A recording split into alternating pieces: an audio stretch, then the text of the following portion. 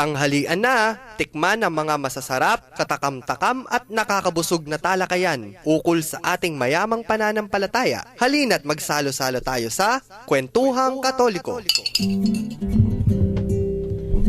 Magandang tanghali po sa lahat ng ating mga ginigiliw na tagapakinig. Ngayong araw ng Biyernes. Dito po tayo sa Kwentuhang Katoliko sa 91.9 Bright FM pa rin. Sa ngalan po ito ng Commission on Catechesis ng Archdiocese of San Fernando. Ito po si Karen, bumabati sa inyo ng mainit at masarap na pananghalian. Magandang tanghali po naman sa inyong lahat. Ito po si Sister Shirley. Tita, tayong dalawa pa rin ngayon kasi yung ating isang kakwentuhan kasalukuyang nagfi-fiesta. Oo nga.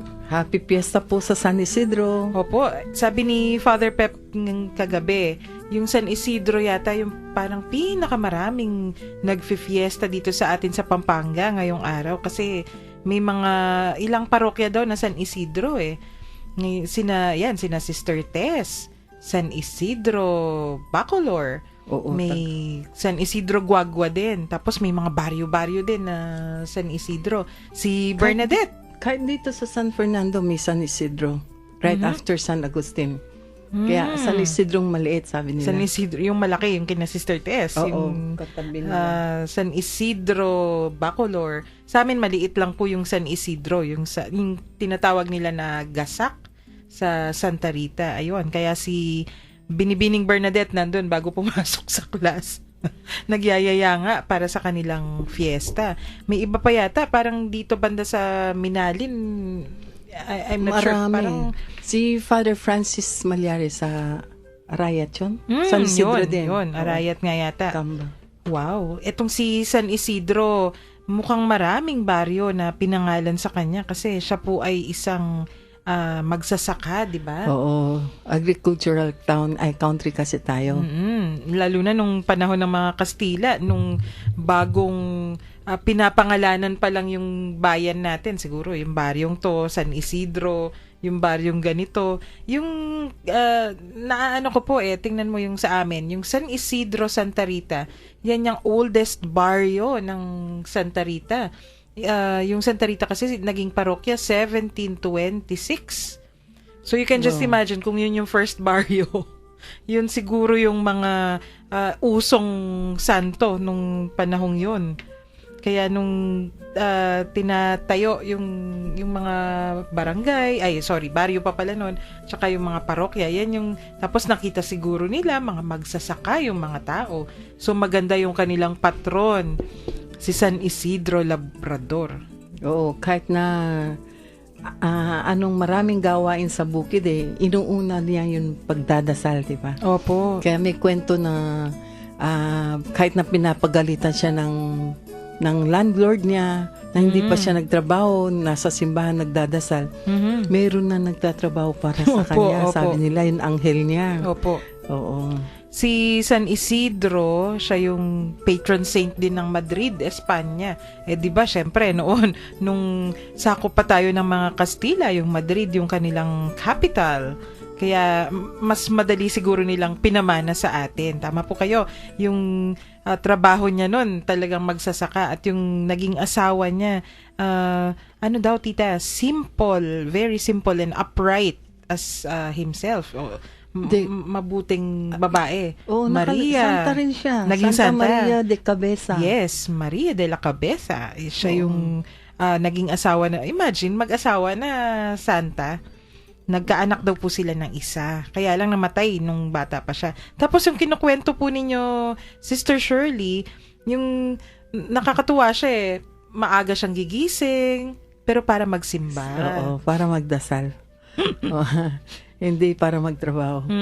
Siyempre nauuna yung niya, ang faith niya. So, pag tinatanong daw siya, bakit siguro nauunang dumating yung ibang mga magsasaka sa kanya, bakit nga ba saan galing tong magsasakang to? Bakit late? Kumbaga, kasi galing siya sa simbahan. Pero, yun nga, yung trabaho niya hindi napapabayaan kasi mukhang may angel na tumulong sa kanya. Tapos nung nalaman daw po ito ng kanyang boss, 'di ba? Oo. Pinagalitan. Pero nung nalaman na na galing siya sa simbahan, pati si boss na ilapit, Natuto, no? natuto na Nahawa ilapit sa kanyang sa Panginoon. Kaya ang ganda ng influence nitong si San Isidro. Sana mas maraming San Isidro dito sa ating mundo, no? Sana. Yung mga trabahador na iimpluwensyahan yung mga boss para gumawa ng maayos at mapalapit sa ating Panginoon. Oo. Napakaganda ng simula ng ating kwentuhan. Itong si San Isidro, obviously, ginagawa yung nais ng ating Panginoon para sa kanya at namuhay ng payapa, nabuhay ng maayos. Kahit simpleng tao lang silang mag-asawa. Di ba po yung kwentuhan natin kahapon kasi happiness? Oo. Yung happiness naman kasi hindi naman na aayon sa status ng buhay mo eh. Oo. Nasa sayo yun. Kung paano mo gagawin na mas... Kasi wala naman makakapasaya sa'yo kundi yung sarili mo. Opo. Oo. Kung hindi mo matanggap yun kung anong klaseng buhay mo, walang mangyayari. So, yung gagawin mo talaga, paano nga ba mapapasaya yung sarili? Abay, sumunod tayo sa... May guidelines naman Yun, Oo. may guidelines. Either sundin mo yung 10 Commandments o sundin mo yung Beatitudes. Oh, yes. Yung Beatitudes talagang very, very good, guide. Although yung sabi nga natin kahapon, hindi ganun kadali kasi medyo complicated eh. Kasi Hindi mo alam. contradicting siya sa rule ng buhay ng mundo. Hindi human nature yung sinusundan. Medyo, yun nga tita, di ba? Ano ba to? Literal ba to o figurative? Ganun yung dating eh. Kung iisipin mo lang na yung tao, gagawin to, parang hindi normal. Counterintuitive yung tawag eh. Pag inisip mo talaga. Pero, di ba may mga tao naman po na namuhay according to the Beatitudes na hindi lang katang-isip? Oo nga, hindi totoong tao. Pero kung gagawin mo yung mga pinaggagawa nila, pagtatawanan ka ngayon, sasabihin, no, tinutuya ka. Oo Pero, nga. talagang yun ang dapat gawin. Kaya nga sila naging santo kagaya ni St. Francis de Assisi. O yun. Di ba? Anak mayaman yan. Oh, yes. Nakakatuwa yan si St. Francis eh. Pinamigay yung mga ari-arian ng tatay. Tatay niya. O pag ginawa mo yun ngayon. Nako. Ay kahit noon, di ba, dinimanda siya ng tatay Oh, niya. yes. Kaya nung nakarating sila doon sa hinahanap siya ng tatay niya, ang ginawa ni St. Francis sa harap ng bishop, hinubad niya lahat. Lahat na damit niya. Yan, iyon na. Oo, sa'yo na, sabi niya sa tatay niya. Sinuoli. Sinuoli lahat. Tapos, dahil nakahubad nga inano na lang siya ng kapa ng Opo. bishop, di ba? May sine yan. It so happen na naginip siya, na tinatawag siya ng Diyos, pinapaayos niya yung simbahan, isang simbahan, no? Akala niya, yung simbahan na as in yung structure.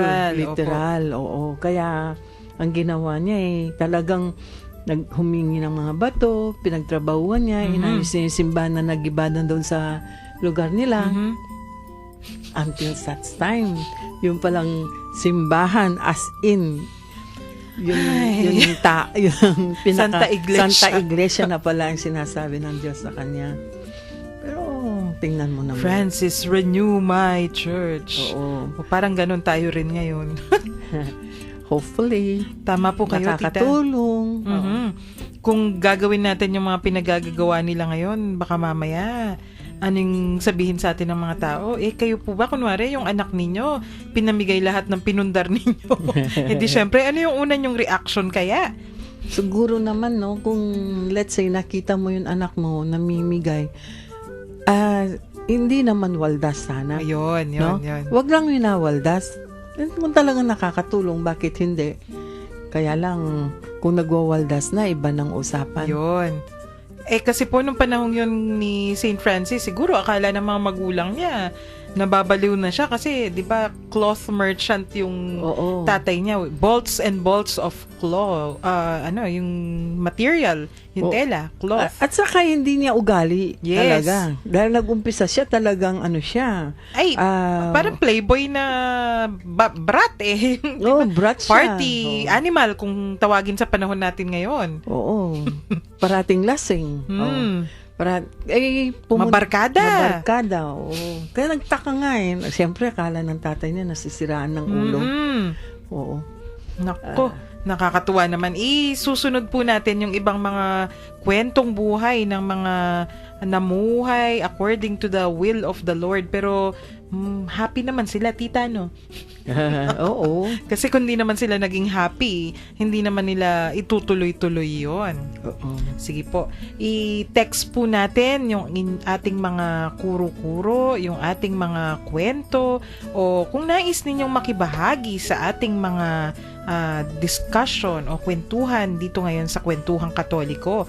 Yung ating mga numbers po. Yun may sa Smart, the subscribers 0918-351-8282, 0918-351-8282.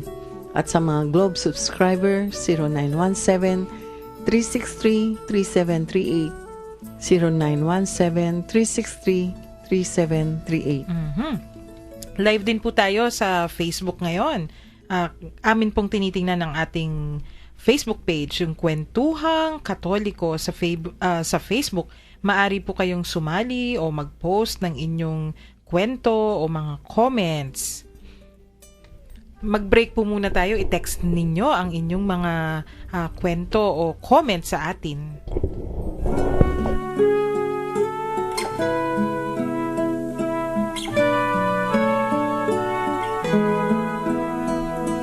Bawat sandali, dalangin ko'y binibigkas nang masilayan kang maaliwalas.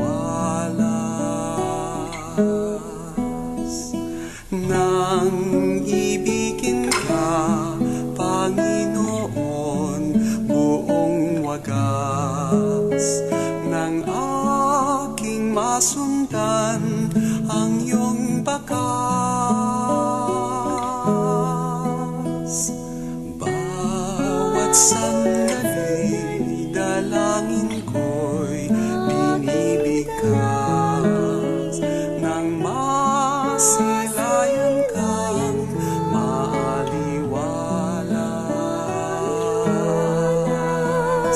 Nang ibigin ka, Panginoon, buong wagas, nang aking masundan ang iyong bakas.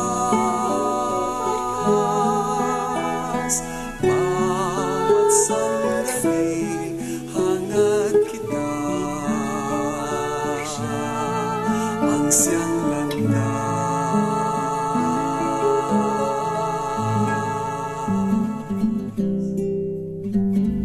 Nagbabalik po tayo dito pa rin sa Kwentuhang Katoliko sa 91.9 Bright FM, isang programa ng Archdiocesan Commission on Catechesis. Tita, narinig po ninyo yung kanta natin, Bawat Sandali, Hangad Kita. Sino kaya yun?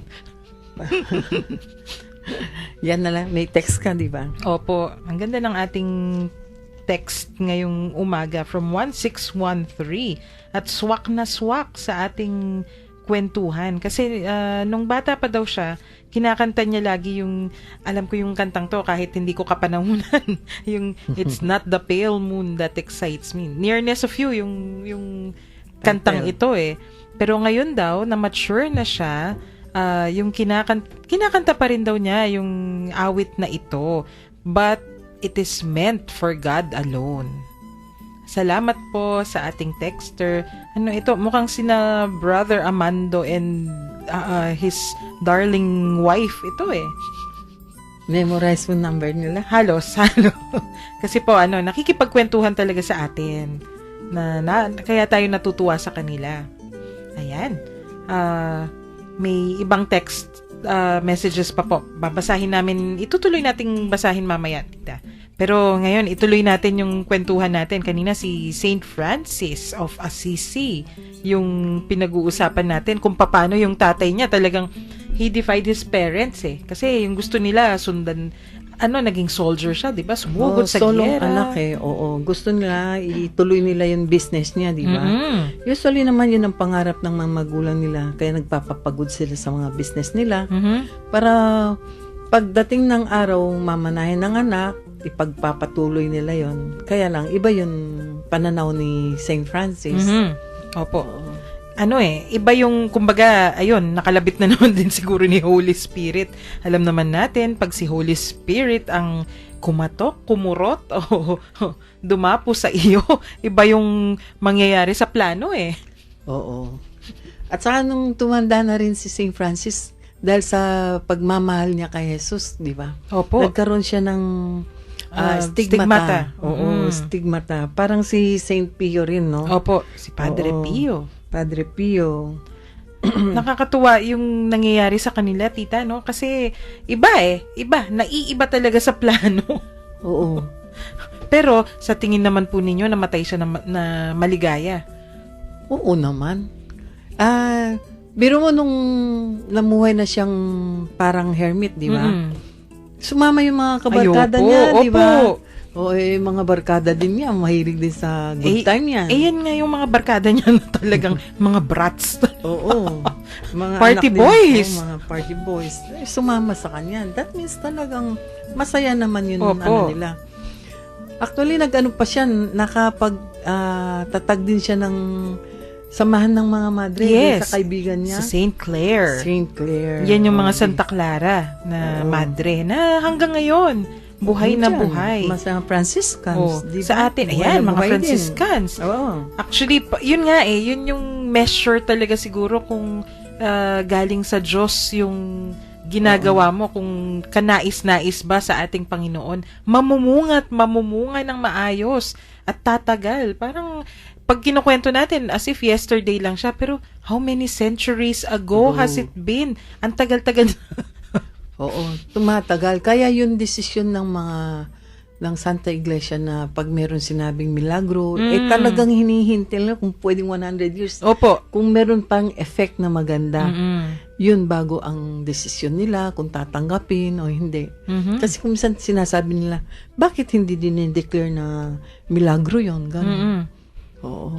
Hindi basta-basta. Opo. Kasi kung minsan, 10 years, 20 years is actually a very, very short time. Oo. Kung forever yung pinag-uusapan, di ba? Oo. Pero pag tumagal, at saka depende kung namumunga. Kung minsan kasi 5 years, okay. Habang may donor, okay. Pag nawala yung donor, Wala na. nako, wala na rin. Pero matitest mo kasi kung yung ginagawa ng kilusan mo naaayon sa Panginoon, sa will, sa kagustuhan ng Panginoon. Kung yung umabot, 'di ba, si Saint Francis, buhay pa siya, nagkaroon na ng pagsusubok sa itinatag niya, parang pinatapon siya ng sarili niyang mga members eh. O na ano siya, na ostracize within his own organization, pero okay lang. Oo. Tuloy-tuloy pa rin yung kanilang ginagawa at kita mo hanggang ngayon buhay na buhay yung mga Franciscans. Oo. Mhm. Sino naman yan? Ayan, ito, may susunod po tayo. Actually, nakwento na natin kahapon ito na ng konti, si Blessed Rupert Mayer. Isa naman siyang Aleman. Naging Jesuita po ito, tita eh. Kaya yung kanta natin kahapon, di ba? Yung The Prayer of Blessed Rupert Mayer, yung tumatak talaga sa akin dahil pinag-uusapan natin yung joy. There is joy in strife daw. Ano? Paano nangyari yon? Joy in strife? May ligaya sa in Sa Kapampangan, kaguluhan. kagulutan. Oo. Sa kaguluhan, may ligaya o may tuwa sa gulo. Paano yon?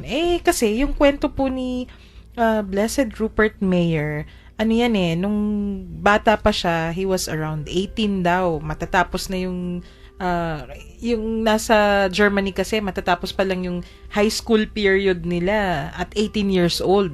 Parang ganun yung mangyayari sa atin ngayon pag na-implement ng maayos yung K-12, di ba? Oo. So, sabi daw niya sa kanyang tatay, gusto niyang pumasok sa mga Jesuita. Alam naman natin yung mga Jesuita, ang haba-haba ng period of training niyan. 11 to 14 years yan after nilang gumraduate ng college. Iba, kasi iba yung demands din. Not because they're better, not because they're greater or Ibang something. training Iba, yun. ibang training kasi yung demand sa kanila, Oo. sila yung pinapadala kung saan-saan eh. So, dapat, tsaka ano po yan? Ayun, spirituality nila kasi. Opo, iba. Kasi nga naman, maari silang ma-assign sa mga lugar na walang tao o walang Katoliko, walang Kristiyano. So, kailangan prepared sila para doon. Yung tatay, alam na ganun yung mga Jesuita kasi sa Germany. Sabi daw niya, hindi, magpa-ordain ka muna. Yung pinayagan naman kasi Oo, siyang magpare. Oo. Sige, sabi niya, kung gusto mo talaga, sige, pero yung gawin mo, magpa-ordain ka muna. Maging pari ka muna. Kasi, o nga naman, kung gusto lang naman niyang maging pare, okay na siya eh. Oo. Yung ordained. Kung after that, gusto niya, may ibang tawag talaga para sa kanya, edi go ahead. Kundi nag-aral siya ng philosophy, nag-aral siya ng theology, tapos naging parish priest pa daw po siya. Naging assistant pastor muna and then feel pa rin niya na pumasok sa mga Jesuita. O di pumasok na siya. Nung nasa Jesuits na siya, yung kanyang apostolate area, yung migrants. So this was before the war eh. Before World War I.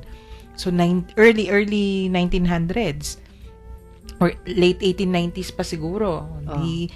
Imagine, tita, di ba pag migrants yung usapan, ibang kultura, Oo, mahirap kausap. medyo mahirap kausap yung mga yan. Pero Iba sige pang pa rin. language nila. Ibang Oo. language. Pero pinagtyagaan niya. Mukhang very good yung kanyang relations dito sa migrants. Until pumutok yung First World War. Sinamahan niya yung mga troops. Parang chaplain yung role niya. Tapos, yung kakaiba daw sa kanya, kung nasan yung kanyang mga pinapastulan, nandun din siya. Hindi siya aalis. So, naging field captain pa daw siya. And he traveled. Lumakad kasama ng kanyang mga pinapastulan sa France, sa Poland, sa Romania. Talagang nasa front lines siya ng gera. So, tuwang-tuwa kasi yung mga kasama niya na yung pinapastulan niya na imagine may pastor in their midst. Oo, sa grupo. Tapos very courageous daw siya, matapang. So legendary yung kanyang bravery o yung katapangan. O di na-award pa siya ng Iron Cross. Ganun yung mga awards nila eh. Kahit pari siya nung panahong yon. O di pero naano din siya, nasugatan. Yung isang paa niya, yung left leg daw niya, talagang it was amputated. Naputol, no? Shattered kasi. Pero sige, nagpagaling siya. Di pastor pa rin siya. Love na love siya ng mga tao. Nung sumiklab yung Second World War, iba naman yung kalaban. Si Hitler na. Oo. Kakaiba naman po. Naku, German pa siya. Kahit German siya, hindi naman kasi lahat ng Germans kakampi ni Hitler. Oo. Tapos lalo na pari siya, nakikita yung persecution, yung pagpapahirap. Lumaban siya. Nilabanan niya yung ginawa ng mga Nazis. Para wala nang masyadong gulo, sinabihan daw, kasi inano na rin siya he was put into prison. Ikinulong. Siya yung inaatake na. Sinabihan daw ng superiors niya, sige, wag ka na munang magsalita para tumahimik na. Oo. Di nag-obey naman siya. Imagine yon, alam mo na tama yung ginagawa mo pero Ikaw pa ang kailangan tumahimik ka. Oo. Nung tumahimik siya, lalo po siyang inatake. Di yun, yung Sus Mariosep, pari ka tapos inaatake ka ng ganun. Di sabi daw ng superiors niya, sige, ipagtanggol mo na yung sarili mo. Nung ipinagtanggol na niya yung sarili niya, mas lalo, mas matindi yung bakbakan. Pero nanaig pa rin yung katotohanan. And he survived the war. Umabot siya sa isang parokya, sa Munich, yung apostolate area niya. Northern Germany yan. Afterwards, nung tapos na yung gera, talagang ramdam na ramdam yung shattered na body naramdaman niya yun. So, namatay siya na after the war na. Pero, nandahil dun sa naranasan niya na Oo, sa pagod yun. Oo. Pero yung very, very striking sa kanya, yung tanggap na tanggap niya. Imagine, yun, nagsimula siya sa migrants, tapos sumugod sa giyera, lumaban Bali, kay dalawang Hitler. giyera yung dalawang dinaanan niya. giyera. Oo. Kaya siguro sabi ko, kasi kung papakinggan mo lang yung kanta niya, parang, there is joy in strife. Hindi ko talaga maintindihan. Pero pag binasa mo yung buhay niya, oo nga, kasi itong taong to, dumaan talaga siya ng 2 world wars, as you said, Sister Shirley. Oo. At ramdam niya, kahit may giyera, there is good out of people. Yung makikita mo pa rin, may kabutihan Diyan pa rin. lumalabas yung kabutihan ng tao na hindi mo naman kilala, tutulungan ka, Oh, yes. tutulungan sila, nagbibigayan. Oo. So, tumatak po sa akin yun eh. Ang ganda-ganda ng kanyang prayer. Yun na mismo yung sinasabi natin. Sumusunod tayo sa nais ng ating Panginoon para sa atin. Kasi imagine, kung di naman siya masaya, sa tingin ko, mas madaling mag-quit eh. Oo, and maginhawa ka, pumunta ka sa ganun. Sa bagay, no, nasa atin talaga eh. Di ba? Si Mother Teresa. Ayun, yun. Di ba? Kaganda ng buhay niya, nagtuturo siya, teacher Opo. siya. Sukat ba naman pumunta sa India? Hindi naman kasi Indian si Mother Teresa, di ba? Hindi naman siya Indian. Oo. Pumunta doon. European siya eh. Para lang, dahil sa nakita niya yung maraming namamatay na napapabayaan sa daan. Doon pala hindi ka, talang maswerte tayo dito sa Pilipinas. Iba pa rin yung kultura natin na tayo nasa kultura natin, alagaan natin yung magulang natin o kapatid natin, lalo na kung matanda na, may sakit. Kung minsan nga, kahit hindi natin kilala, meron tayong mga institution na kagaya ng Bahay Pag-ibig, di ba? Inaalagaan yung mga matatanda, doon pala hindi. Hindi po. Talagang makikita mo Hindi sa po. daan, kinakain na sila ng daga. Ay, nakakatakot. Tsaka yan. tita, kasi, di ba sa atin, kahit papaano naman, kay mahirap ka, kay mayaman ka, pag nakita kang nasa lansangan, may mga Oo. titingin sa'yo, lalo na kunyari, yung sa atin, di ba, sa simbahan, Oo. may kukuha sa'yo eh. Pero doon, di ba, by case yung tawag nila, Oo. naka-separate. Separate sila sa mga tao. Kumbaga, may maharlika. Parang may, ang tingin sa kanila, talagang hindi na tao. Yes. You don't touch them. Kumbaga, parang may ketong ka. Yes. Ganon. So, hindi pwedeng mag-mix. Kaya nga, di ba, nagkaka-issue kung minsan yung hindi pareho ng uri mag-aasawa. Naku, Oo. ipapatapon yung mas mataas na uri. Na parang Tinatakwil. Oo. tinatakwil, ganon. At least dito sa atin, kahit na sabihin mong taong grasa ka, let's say, alam mo, may mga taong grasa, lumalakad lang yan eh. Mula dito sa, let's say, San Fernando, lalakad hanggang sa Angeles, tapos babalik siya, no? Makikita mo, yan kahit na may depresya siya, alam niya kung saan siya hihinto. Opo. Dahil alam niya kung saan siya dapat huminto, dahil doon sa hihintuan niya, may magbibigay sa kanya ng pagkain at saka inumin. paliliguan siya. Opo, tama.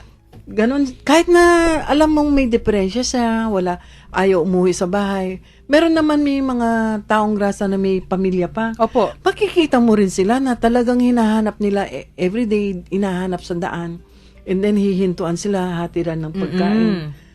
Doon wala, hindi Wala. ganun. Oo. Kasi doon, pag, yun nga lowest of the low yung tingin sa'yo, kung minsan kahit may pamilya pa. Kasi yung mga pamilya din nila, halos ganon, they cannot survive on their own.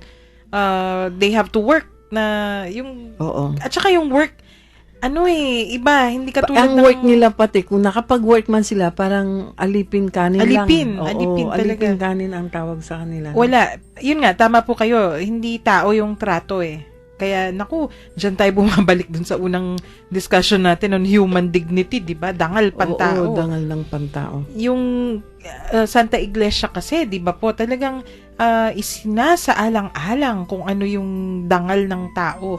Kahit, yun nga, kahit taong grasa ka pa, kahit ipinanganak ka na may kapansanan, o kahit may dangal ka pa rin, aalagaan ka pa rin kahit papano. At kahit kunyari, di ba, hindi natin pinapansin yung mga namamalimos, wala tayong pakialam. Pero sa ayaw at sa gusto natin, may papansin at may papansin eh. May mahahabag. Oo. Kahit kung minsan niloloko na nila yung mga tao. Mm-mm. Nakakatawa sila. Meron nga dyan, ano siya, nagpupulubi siya, kunwari ata. Basta siya, pinapakita niya hindi siya nakakalakad. Meron nagbigay ng wheelchair. Biro mo, wheelchair brand new binigay sa kanya. O imagine. Ang problema, sabi niya, ewan kung saan niya dinala yung wheelchair. Nasaan yung wheelchair mo? Hindi na daw siya nakakalimos kasi may wheelchair na siya brand new. So, bumalik Nasira siya doon. yung racket. So, nasira yung racket niya. So, ang ginawa niya, bumalik siya doon sa, kunwari hindi siya nakakapaglakad, pero nakakalakad naman siya. Nako. Naku, So, kung saan- pero yung gano'n, no, nakikita natin, may habag talaga yung Oo. Pilipino sa mga taong ganyan. Oo. Yung pinuntahan ni Mother Teresa, hindi po talaga. Kapag nasa kalsada ka, kung makikita ka, doon ka na mamamatay eh. Yun yung Oo. pinuntahan niya talaga. Tapos ang isang naging problema pa ni Mother Teresa, di siya nang tumutulong sa kanya na lahat, pagkain, gamot, nireklamo pa siya ng mga Indian sa government. Buti na lamang yun, kausap niyang government official ang sabi sa mga nagreklamo. Ganito, sabi niya, paalisin ko siya kung kaya ninyong gawin yung ginagawa niya. Sabi niya. So, foreigner siya. Palalayasin natin sa bansa natin. Pero, kaya niyo bang siyang palitan doon sa ginagawa niya? Tumahimik yung mga kausap. Hindi. Mga nagreklamo. Siyempre, hindi. Kasi nga, kung Indian ka, hindi mo po talaga gagawin yun. Oo. Especially if you observe the rules, di ba? Yung mga traditional rules. Mga pinaniniwalaan Oo, nila. yung mga, anong tawag doon? Yung mores, customs nila. Oo. Hindi mo talaga paliliguan yung Hindi kunyari mo- yung oo. taong grasa o kahit yung mga bata na palaboy, kunwari, titingnan mo yan, ay naku, forever na yung ganyan. Oo nga eh. Wala silang, parang wala silang pag-asang umasenso sa Opo. ganito, no? Dahil doon sa kultura nila. Pero tingnan mo, tita, di ba? She went there, tapos inako niya. And on her own, On her own. Siya lang, Oo. inumpisahan niya talaga. Kasi actually pumasok po siya, 'di ba? May ano 'yan eh. She had an order. Ay nakalimutan ko na, may Sariling religious order. may religious siya. order muna siya na pinasukan. Yung religious order na 'yon, siguro one of the older, more established orders na hindi naman traditionally pumapasok sa ganung trabaho. So yung ginawa ni Mother Teresa, gumawa siya ng sarili niyang order, humiwalay. Humiwalay siya. Pero talagang ang goal niya talaga maipakita kung ano yung corporal works of mercy. Opo. Oo. Talagang yung ginawa niya, sinundan niya talaga ang ating Panginoon, as you said, yung gawin yung corporal works of mercy and be the good news to the lowest of the low, the poorest of the poor. Ayun din ang may balita yun kay Cardinal. Ayun, yun. Ano pong balita yan? Sige nga. Yun kay Cardinal Tagle. Oo. Nabasa niyo po yan kagabi, no? Oo. Siya yung na-elect na presidente ng Caritas Internationalis. Okay, Aba, si diba? Cardinal Tagle talaga. Oo. Mukhang balita nga yan kagabi kasi mukhang yung Facebook umugong kagabi dyan sa balita. Tapos nakapost na po yan sa ating Kwentuhang Katoliko page. Si Cardinal Tagle, 'di ba may Caritas, naririnig po natin 'yan, 'di ba, kung minsan kapag may bagyo, may sakuna. Oo. Gaya niyan yung lindol sa Nepal. Oo, Forefront. nandoon sila. Oo. Forefront yung Caritas. Nung tayo'y na Yolanda at nung nagka-earthquake din sa Visayas, Oo. yung Caritas very visible. Yung counterpart po niyan dito sa atin, tita, alin nga po ba? Yung sakop. Sakop. Oo. Oo, Yung Social Action Center ng mga diocese. Tayo, tinawag lang na sakop kasi Pampanga. So, Social Action Center o Pampanga. Kaya sakop pala yun. Oo. Kahit sa Pangasinan. Dahil Sakop din. letter P din sila. Kaya Opo. sakop ang tawag sa kanila. Pero okay. sa iba, Social Action Center, gano'n. Yun yung mga SAC na tinatawag, Oo, SAC SAC, nila. SAC. Pag sinabing SAC ng diocese o archdiocese, yun pala yun. Pero yung iba, mukhang Caritas din yung pangalan kasi 'di ba sila po yata kasi yung talagang inaatasan pagdating sa charity, sa works of charity ng simbahan. Oo. So yan itong ang, hindi, yan ang pinakamalaking NGO ng sa buong mundo, mundo, tama. ha? Mas malaki pa kaysa sa mga any government social arm. Kaya sabihin nilang wala naman makukuha dyan sa simbahan na yan. Hindi nila nakikita. Kasi Oo. kasi naman yung simbahan kung minsan gawa lang ng gawa, hindi naman niya binobroadcast. Oo, walang Hindi niya- broadcast. Oo nga, kung minsan, di ba, ina-announce yung may company na ganito, nag-donate ng 1 Oo, million, oo. yung ganito na corporation, yung ganito na NGO, yung ganyan na government agency, dinonate, ganyan-ganyan. Pero hindi yung sa atin, hindi natin ina-anunsyo yung ganun. Gulat nga ako, tita, nung, kailan ba yun? Si Pope Francis, may pinadalang messenger sa Syria yata o sa Iraq, si Cardinal Filoni. Yung Vatican, hindi niya inanunsyo na may dala-dalang pera pala si Cardinal. Of course, kasi pag inanunsyo yun, di ba, kidnap, kidnap target. Pero nung pag-uwi ni Cardinal sa Roma, ni Cardinal Filoni, yung nag-anunsyo, yung ibang media organizations, kasi nalaman na rin on the field, Diyos mio, ilang millions of dollars pala yung padala ni Santo Papa. Oo. So, ito si Cardinal Tagle, siya yung bagong head ng Caritas International. Yan yung parang mother organization o yung head office, headquarters ng lahat ng Caritas sa buong International, oo. mundo. Opo. Natutuwa sila kasi si Cardinal pala yung first Asian na maghe-head ng Caritas International. Oh. Sabi nila, excellent choice daw talaga si Cardinal Tagle kasi kita mo naman 'di ba yung kanyang pagkamalapitin sa masa, tapos yung love for the poor talaga niya.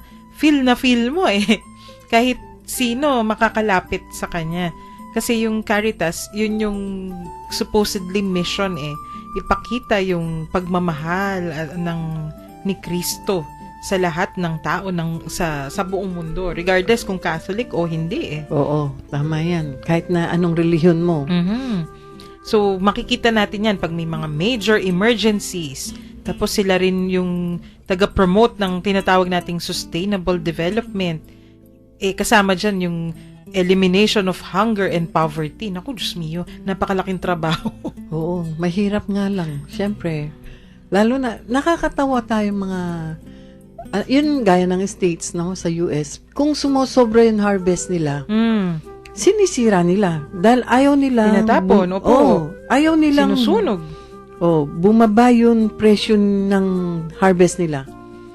Ang nakakatuwa dun, ba't hindi nila ipadala sa kung sinong pwedeng bigyan, no?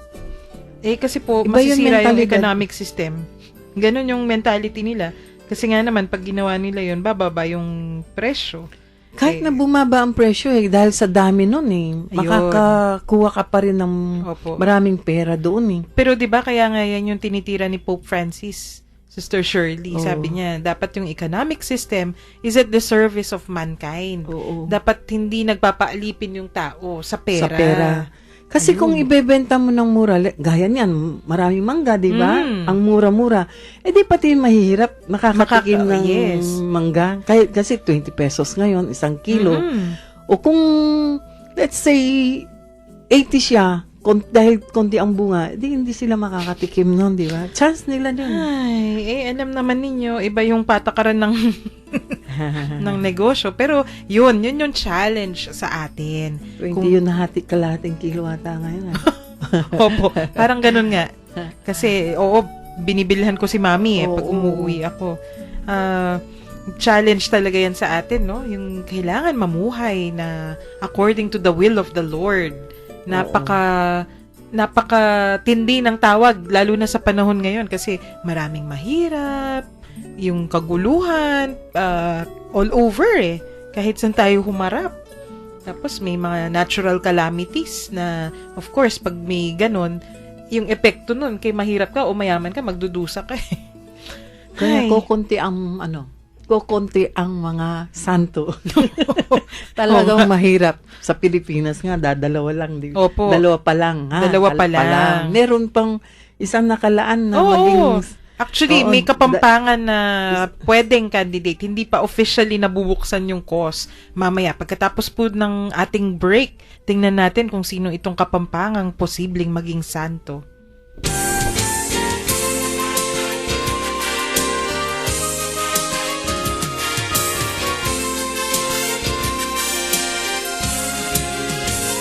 We are the children of Easter morning. We sing to celebrate our new lives. The dawn of our eternal morning. The fulfillment of our ancient desires. We sing with joy in our hearts overflowing. We sing to beckon those who dwell in the dark. We'll keep on singing till our men celebrate this Easter morn. We are the children of Easter morning. We sing to proclaim the Lord's life. Now there's meaning to our life of dying. For the Lord our God has conquered the night. With joy we dedicate our lives to the service of the God of life as good as we've known. Until our lives be themselves our song of Easter morn. May our simple lives be a song of praise to the goodness of the Lord. May the Lord delight in this song we sing. This song we live with joy. If we had to sing just one song to the Lord, Creator of life, may our lives be that song, resounding in praise to the goodness and glory of God. We are the children of Easter morning. We sing to proclaim the Lord's life. Now there's meaning to our life of dying.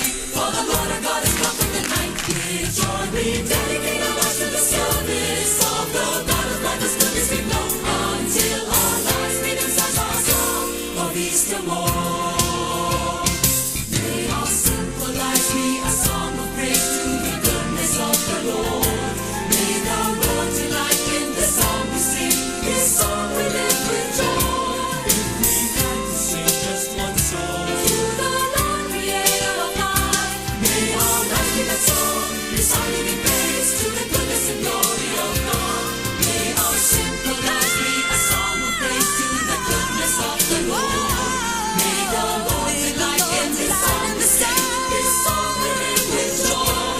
If we had to sing just one song to the Lord, Creator of life, may our lives be that song, resounding in praise to the goodness and glory of God. We are the children of Easter morning. We sing to celebrate our new lives.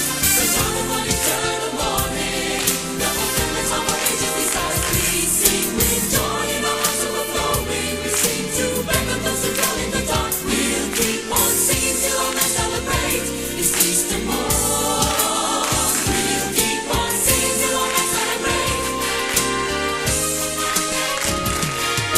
Singing till all men celebrate this Easter morn.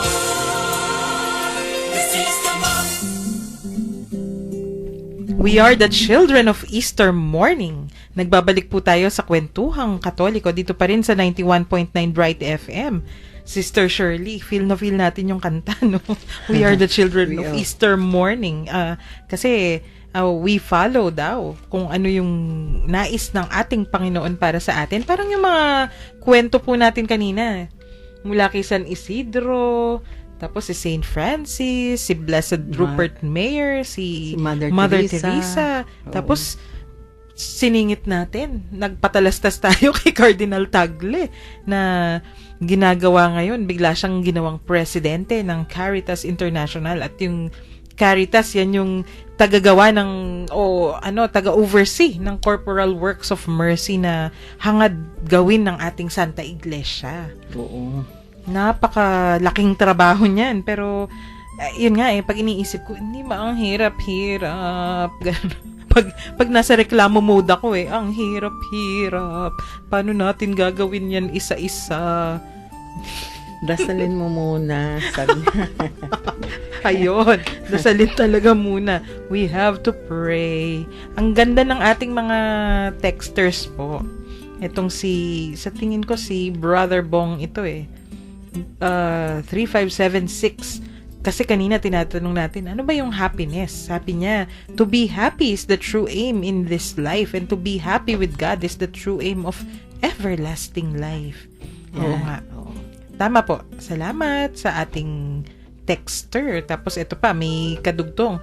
Happiness is a state of mind, and it depends on one's attitude toward life, not on what one has. Money will not buy it, nor will material things ensure it. Oo nga. Tama po yan. Kasi tingnan natin yung pinag-usapan natin, mga kwentuhan natin kanina, di ba? Yung mga santo at mga taong namuhay na persecute. Si Mother Teresa talagang halos gumapang eh. Oo. Bumukot na. Bumukot. Grabe. Pag iniisip ko, di ba, yung mga paa niya talaga nagka-twisted na kasi po pala. Kaya ganun. Yung sinusuot niyang, di ba may mga donations eh. Oo. Yung mga sapatos. Kinukuha niya pala yung worst, yung pinaka wala nang magsusuot. Oo. Para yung mga maayos, maipamigay. So, siya yung nagsusuot. Eh, pag how many decades mong ginagawa yun, yung paa mo yung susunod sa sapatos eh. Oo. Yung spine mo talagang mahihirapan. Naku. Eto pa, may isang text. Sabi niya, kapag hindi natin inararo ang ating puso sa pamamagitan ng panalangin at pagtitiis tulad ng ginawa ni San Isidro, ay di tutubo ang binhi ng kabanalan. Ay, opo. Oo, inaararo talaga. Ayan, parang yung sabi po ninyo sa akin kanina, Tita Shirley, dasalin mo muna. Oo. Idasal mo muna.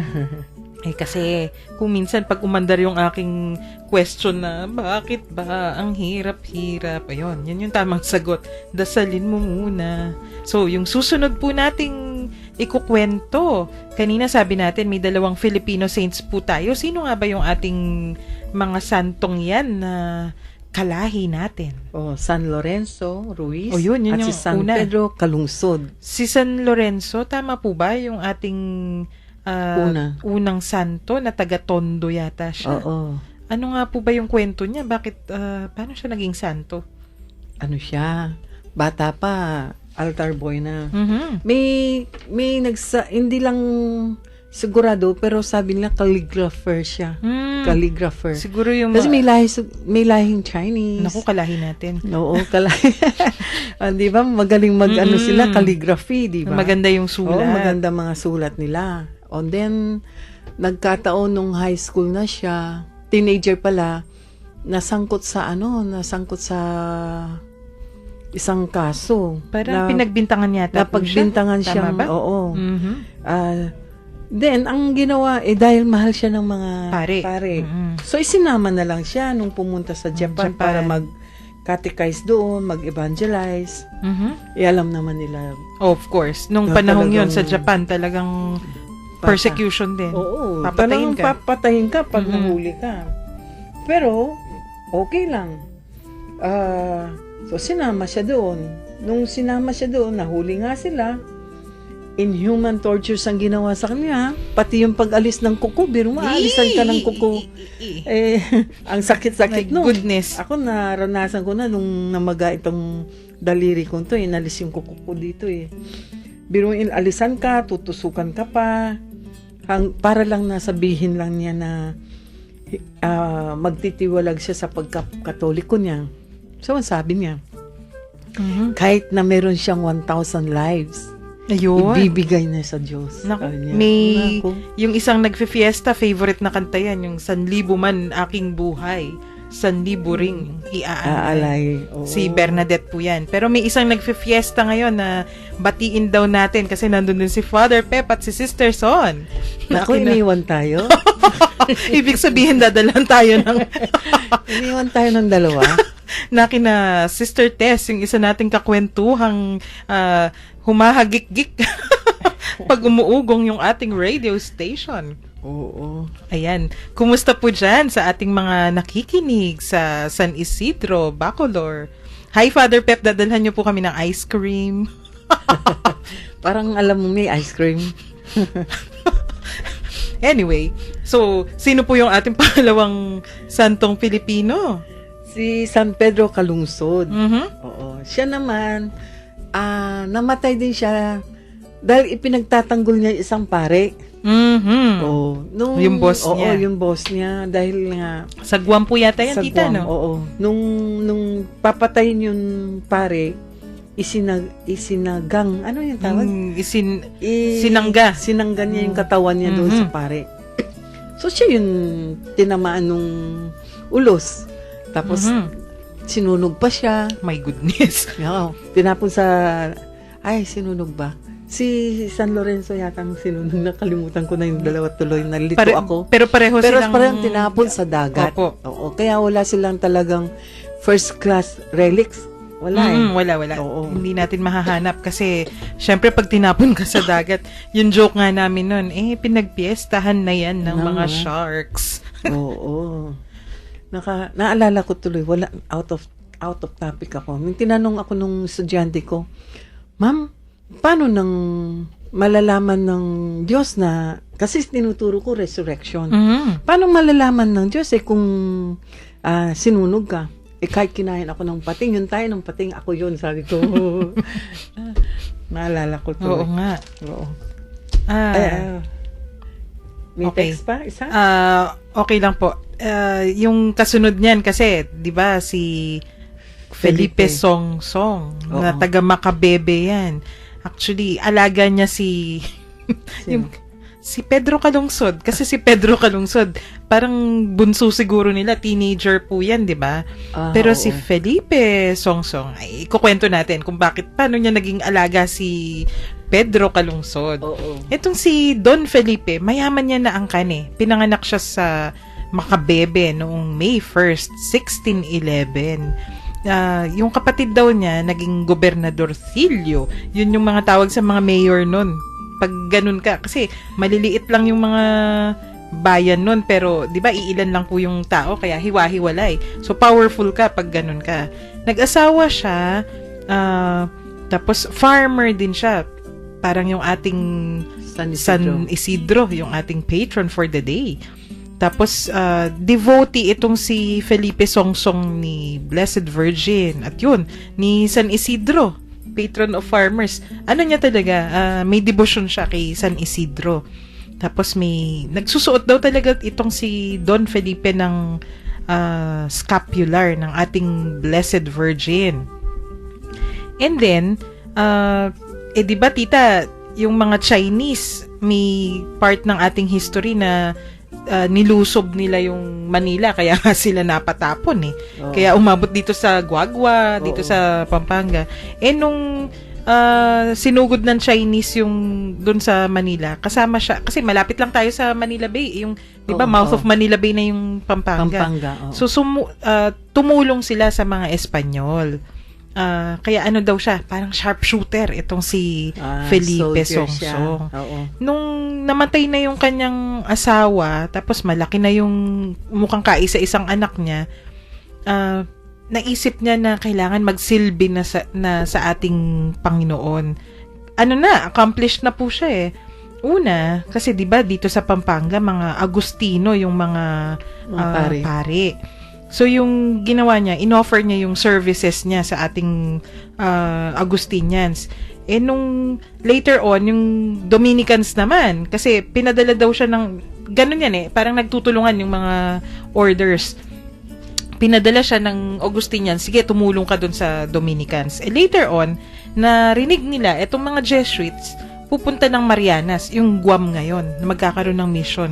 Gustong-gusto din niyang sumama. Tapos yung skills niya, master carpenter, magaling siyang maraming skills. Makabebe yan eh. Hanggang ngayon, di ba, yung mga makabebe. Sikat sa skills, sa crafts. Crafts. So, sumama siya sa Jesuits, sa Marianas. So, kabarkada niya yan, sina Pedro Calungsod at si San Vitores, Padre San Vitores, yung boss nila, yung superior. So, ito, naunang namatay sina Pedro Calungsod. Etong si Felipe Songsong, matanda na siya, much older, mga in his 70s na yata, pero malakas kasi yung katawan. So, yung nangyari, yung martyrdom niya, hindi siya namatay kagad. Pero ganun po yung kwento. Naku, bitin yung ating kwentuhan tungkol dito sa mga taong namuhay according to the scriptures. Ang ginagawa nila yung nais ng ating Panginoon para sa atin. Ang ganda, tita. Itutuloy po natin yan bukas, pero oras na ng ating pamamaalam sa araw na ito eh. Tapusin po natin sa isang dasal. Dear Saint Isidore, you know how normal it is to cultivate the land, for you were employed as a farm laborer for the greater part of your life. Although you received God's help materially through angels in the fields, all farmers and gardeners are aided spiritually to see the wonders God has strewn on this earth. Encourage all farmers and gardeners in their labors and help them to feed numerous people. Amen. Amen. Maraming salamat po sa pakikinig ninyo. Hanggang Lunes, magkarinigan ulit sa Lunes. Ito po si Sister Shirley. God bless you and keep you. Sa ngalan po ng Commission on Catechesis ng Archdiocese of San Fernando, ito po si Karen, nagpapasalamat sa inyong lahat. Magkarinigan po ulit tayo dito sa Kwentuhang Katoliko sa Lunes.